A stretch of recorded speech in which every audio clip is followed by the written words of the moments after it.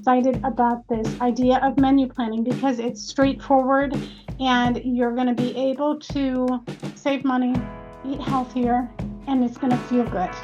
So I'm going to share my screen with you and we're going to watch my PowerPoint as I talk through it.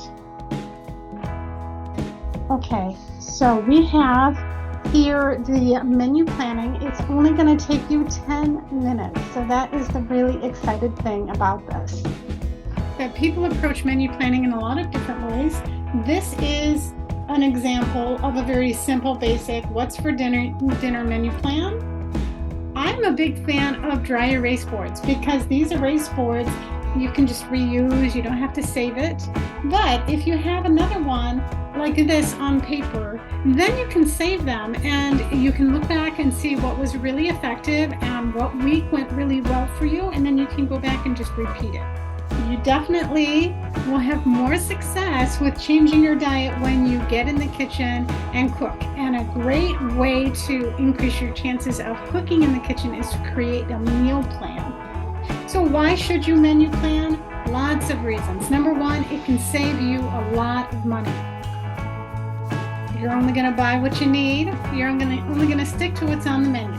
Number two, it's going to ensure quality foods. You're more likely to get in that produce department and buy the vegetables and fruits and those nutrient-rich foods full of antioxidants and phytonutrients that are going to feed and nourish your entire body at a cellular level.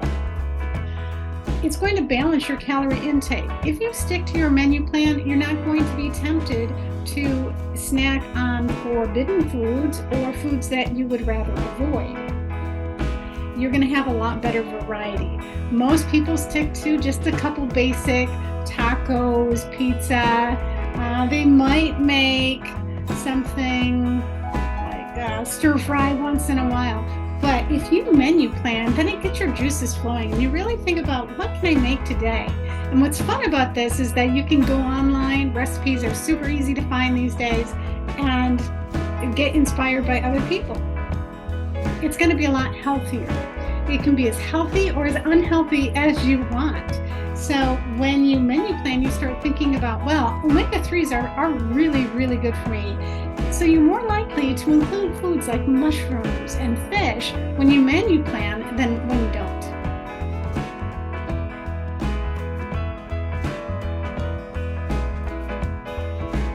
"90% of every task is preparation." So I'm sure you know this really well. When you, let's say, paint a room, you're going to need to wash the walls, you're going to need to fill in all the pock marks with putty, you're going to need to sand it down, you're going to wash it again, then you're going to pick out your paint, and that, my friend, takes time. And then you want to figure out what kind of paint. Is it going to be a satin? Is it going to be gloss? Is it going to be a paint that you can wash? And do you need a base coat? Do you need a top coat? And then you need to go out and get everything you need to paint that room. So by the time you are done planning on that room, a lot of that work is preparation. You're going to have to tape off all the edges. And then when it comes to painting, it's as simple as pouring it into the pan and putting it on the walls. And it's done. So the actual painting part is probably 10% of the work, right? So 90% of every task is preparation. Meal planning is no different. So considerations for meal planning. Obviously, your budget. If you are on a limited budget, meal planning is a really good strategy to help you save money and include quality foods. And you're not so likely to buy junk.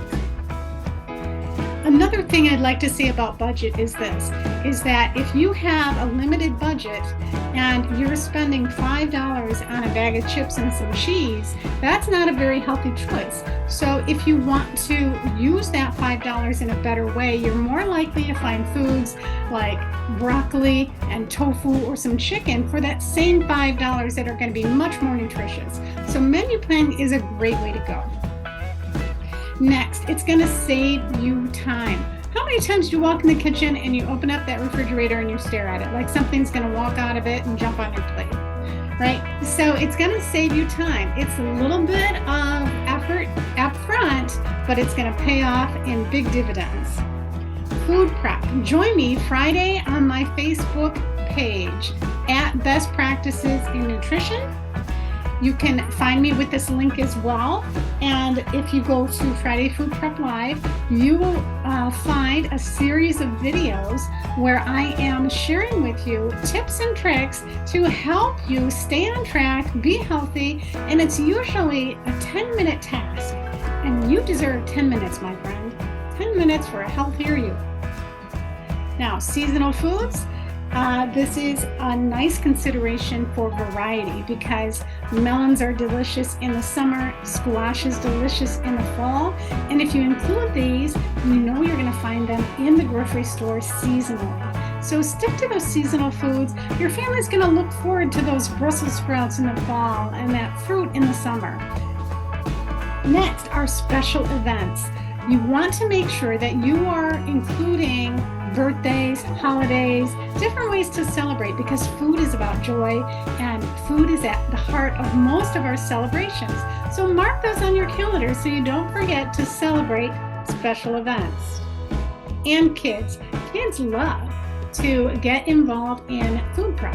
And they love to get involved in the kitchen. They love to stir stuff up. They like to scoop it out. So get them involved, and this will create a very positive connection for them, and they will learn to love food. Next, we are going to move on to kitchen tools. Having the right tool brings joy to the process. It can be very frustrating. I mean, you don't paint a wall with a stick.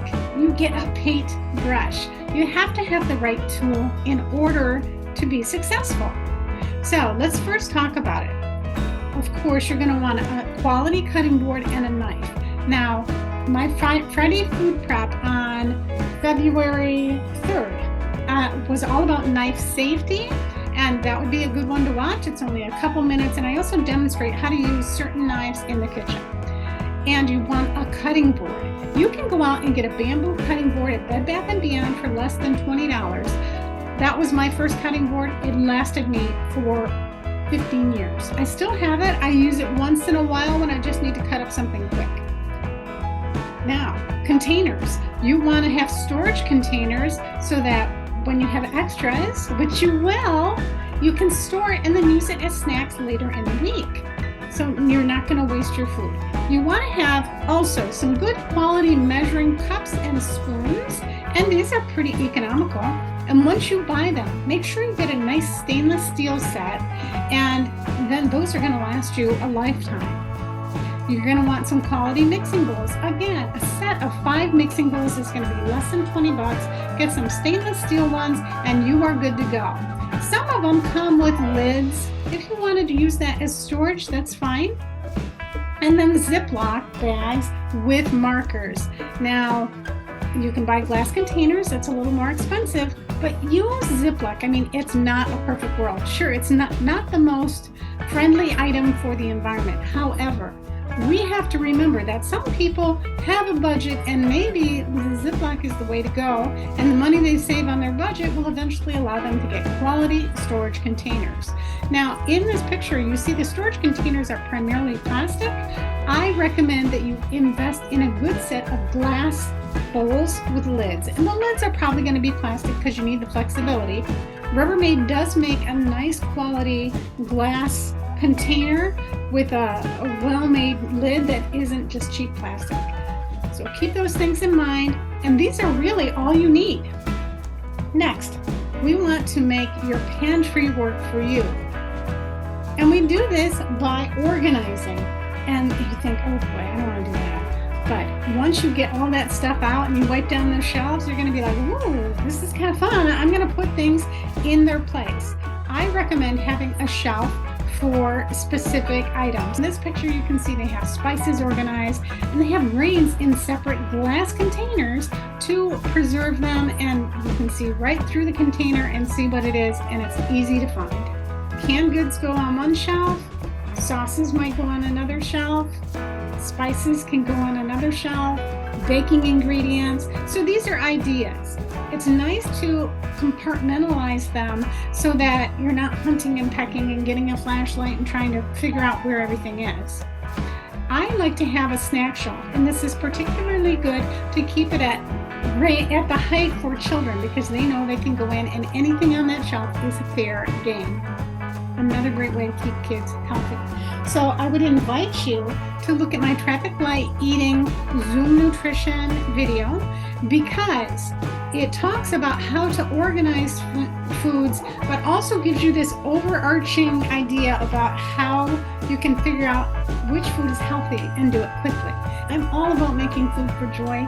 Let's keep those positive associations going. And you're not going to be successful, quite frankly, if you're just going to be super strict and say, I'm only going to eat healthy food, because then you've made food a joy. So once in a while, enjoy a good food, like cake for your birthday. Now, you probably want to get a recipe box, because we love our favorite recipes.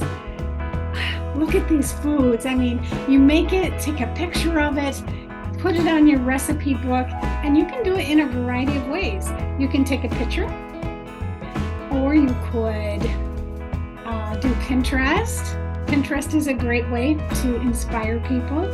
Here's an old-fashioned, just a notebook where you're cutting and pasting stuff from your grandma. Your grandma might have something like this. Put some pictures in there if this appeals to you. Now, here's how I do it. I take a picture, I add it to a document, I type in the recipe and the instructions, and I have a file called Rose's Recipes. That is a great way to do saving your recipes if you're tech savvy. And then finally, you can just get an old-fashioned recipe card and write it out. Rules for menu planning. Now let's get started. These are 10 rules to keep it simple. So number 1 is keep it simple. Focus on your greatest need. Now, when you menu plan, don't make it this humongous task.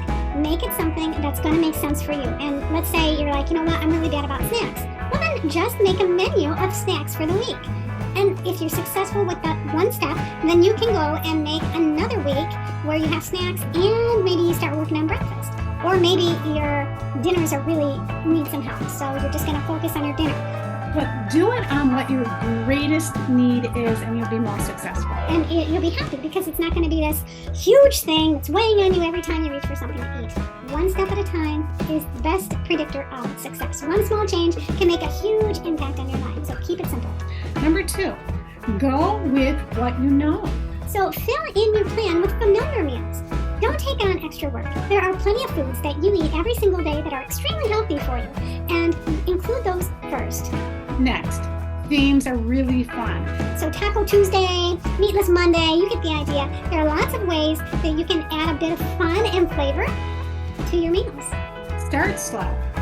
A successful menu plan should only take you 10 minutes every week. Don't spend any more time than that. Rule breaker days. Eat out, have a soda, don't go crazy. And a lot of us, sometimes we're not feeling well, sometimes we have a very busy day, you're working, you're running the kids everywhere, your husband's not around to give a helping hand, everybody's tired. Order yourself a pizza. Rule breaker day. Next, 1 new recipe per week. I highly recommend this. If you are on a healthcare journey, 1 new recipe a week can turn into 12 new meals. And sure, not every recipe is going to be successful, but that shouldn't stop you from getting to those ones that you're like, oh man, this shrimp salad was fantastic. So make sure you try a new recipe every week. It's more than enough to keep food fresh and fun. And kids will like it too. They'll be like, whoa, Mom, let's try this. Okay, so our next one is cut veggies once. On Friday Food Prep, I talk a lot about this. You get your containers, you get your vegetables out, get out your cutting board, and do all your chopping once. And it's only going to take you 10 minutes. If you do it once, then you can go in when it's a stir-fry night, and all your food is ready for you to go.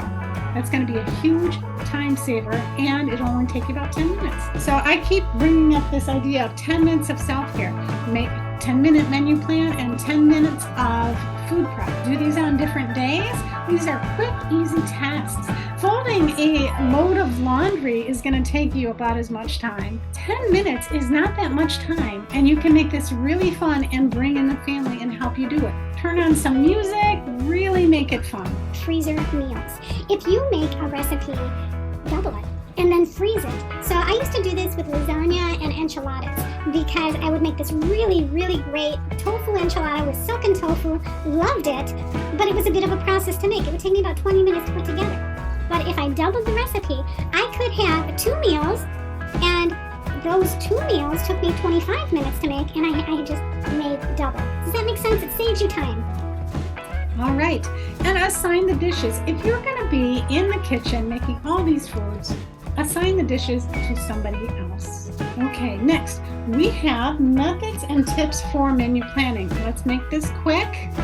How do you do it in 10 minutes? Well, number 1, dedicate a refrigerator shelf to your food preparation and foods that are on your list. For example, Friday food prep, take 10 minutes. You've got 4 containers of vegetables. Put those on that shelf. And then you look at your menu and say, okay, we're going to have chicken tomorrow. Take it out of the freezer and put it on that shelf. And any other items that you might need for that meal. And then the food is all going to be there ready to go. Here is a chart. Sunday, Monday, Tuesday, Wednesday, Thursday, Friday, Saturday. You can print it out and you can handwrite on it. And here's why. You're going to start noting special events on your chart. So here we have Joey's birthday is on Saturday. Remember, we have to do our special events. And then next, you want to do our themed days like Meatless Monday, Taco Tuesday. And then we are going to try our new recipe. Let's put that on Thursday because Thursday you're not working, you have time. And now we're also going to put your free day or your cheat day. And when you do these things, then you have realized that, hey, this isn't going to be so hard because you're already designating specific foods for certain days. Sunday, I'd like to have some chicken, and I'd like to increase some fish in my meals, so on Wednesday it's going to be a fish meal. So do you see how this chart is working? And now you just fill in the rest with chicken breast with broccoli and rolls, super easy. Ravioli, peas and salad for your Meatless Monday. Tacos, cornbread, chips and salsa. So it just like does it itself. It just unfolds for you. Next, final tips for meal planning. Always have a backup plan because you may work late and you're going to come home and you can have a frozen meal you can just reach for. Like, remember when I said double a recipe and freeze it? Then you've got a backup plan right there. So give the kids the opportunity to declare pizza night tonight. It doesn't matter what's on there. We're moving pizza night here. Here's another tip is let the kids make their own lunch. Give them some guidelines. It's got to have a fruit. It's got to have a sandwich. And maybe if you eat dairy, they can have a cheese stick or a yogurt.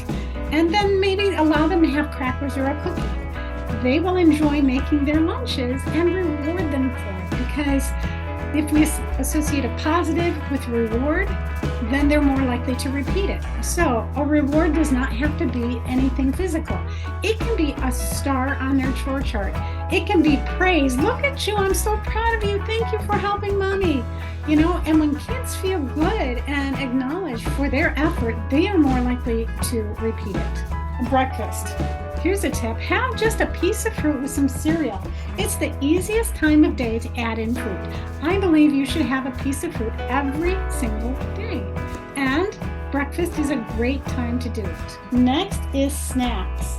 If you spend half an hour making a couple different protein snacks, you know that snack shelf in the refrigerator is going to be well attended by your kids. And you know that they're going to get protein.